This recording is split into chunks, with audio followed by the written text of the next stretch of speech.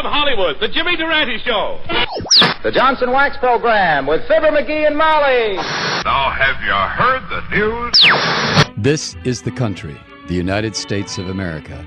At last count, there were over 300 million citizens. According to Gallup polls, 1/3 of them always votes Republican. 47% believe that the Earth is only 6,000 years old, and the average American reads 0.9 books a year. That means on any given day, you've got about a 50-50 chance of talking to a crazy, stupid person. My name's Malloy, Mike Malloy. I cover the Bush crime family.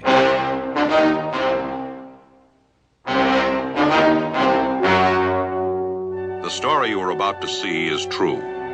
The names have been changed to protect the innocent. Hey, Truth Seekers. It was Sunday, May 24th, 9:45 a.m. I had just finished printing out a project I'd been working on for months when Kathy came in with the dog. Hello, Malloy. What have you got? This is the Bush crime family timeline, Kathy. I've listed everything they've done over the last 8 years. That's pretty long. And I'm not done with it. What's left to do? Well, in covering these crimes, I've got to answer 6 questions. Who, what, when, where, how, and why. We know everything but the why. Sure we do. What's wrong with the old standbys, power and money? With these crimes, it comes down to who made it happen and who let it happen. You know, we spend most of our time looking at Bush and Cheney and Rumsfeld and the rest, but I think the real story is in finding out who let it happen. So you're going after... Yeah. We're on the trail of the average American. 10:30 a.m. Kathy and I drove over to the nearest church. We didn't go inside to listen to the weekly death and blood cult sermon. Kathy and I just looked for 8-year-old cars in the parking lot, the car of choice for the average American. The service ended, and we watched as a couple in their mid-30s with 2.09 kids get into a van and drive off. 12:15 p.m. As soon as he dropped off the wife and kids, our average American hopped back in the car and drove off. We followed him to the outskirts of the city where he parked in the lot of a traveling carnival. Mike, what's he doing here? He should be home sitting in front of the television for the next 5.3 hours. Let's catch up with him. I don't want to lose him on the midway. He's over there, next to the Guess Your Weight booth. Yeah, but he's watching the barker up on the stage. Let's get closer. Yowza, yowza, yowza. Step right up, folks, for the miracle of the ages. Forget all about it with just one of Dr. Carl's little blue pills. Get away, kids, you're bothering me here. At the cost, absolutely free and absolutely guaranteed. Step right up and get your little blue pill. And don't forget to wash it down with a nice cold complimentary glass of conservative Kool-Aid. No need to rush, folks. There's plenty for everybody. Yowza, yowza, yowza. Why does everyone line up for the blue pill? The red ones are free, too. I guess most people don't want to wake up in a bathtub full of goo with a vacuum hose sticking out of the back of their neck and find out they've been controlled all their lives by a right-wing machine. Kind of takes the fun out of watching American Idol. Watch it, Mike. He's leaving. 1:30 p.m. Kathy and I caught up to him just as he was about to buy a ticket for the afternoon show.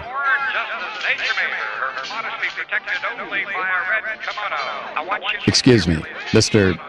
Smith. Before you go in, I've got a few questions to ask about why you didn't do anything over the last 8 years while the Bush administration destroyed the country.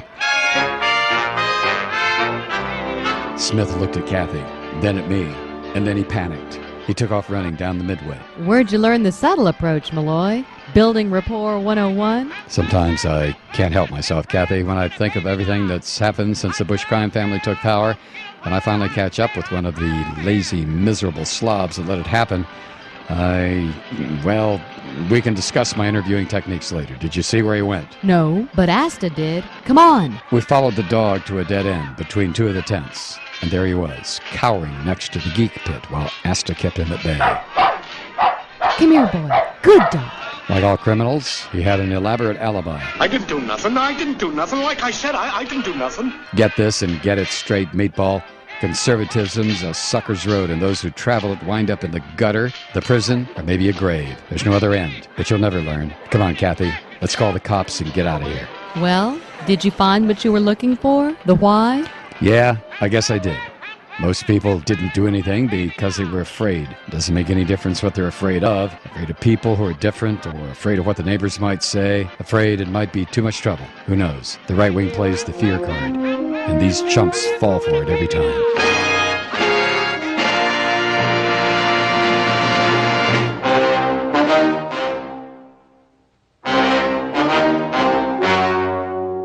story you have just seen is true. The names were changed to protect the innocent. On July 20th, trial was held in Department 184, Superior Court of the State of California. In a moment, the results of that trial. Yowza, yowza, yowza, besieged by right-wing flesh-eating zombies? Can't take the daily onslaught of conservative cacophony? Well, for only $59.40 a year, become a member at MikeMalloy.com for only $0.25. That's $1/4 per show. You can protect yourself with a daily dose of sanity. Cheaper than garlic and more convenient than crucifixes. Don't delay. Subscribe today. George Bush, Dick Cheney, Condoleezza Rice, Donald Rumsfeld, and Karl Rove have not been indicted on any charge and are not awaiting trial. The average American citizen was found guilty of criminal indifference to the fate of their country and sentenced to live with the aftermath of the Bush administration's crimes for generations.